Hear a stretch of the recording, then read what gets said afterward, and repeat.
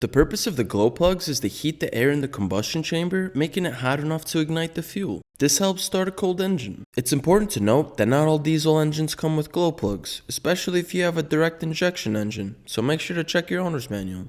Glow plugs will typically be located in the cylinder head of an engine. There will usually be one glow plug per cylinder. For example, if you have a 4-cylinder engine, you will have 4 glow plugs.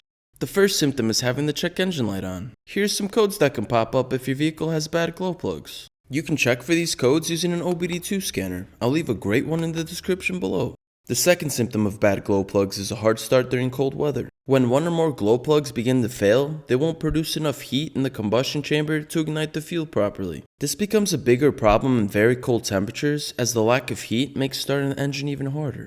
The third symptom is a rough idle, which is often noticed right after starting the vehicle. If one or more glow plugs are failing, the affected cylinders won't generate enough heat for proper combustion. This can cause the engine to shake right after startup due to incomplete combustion.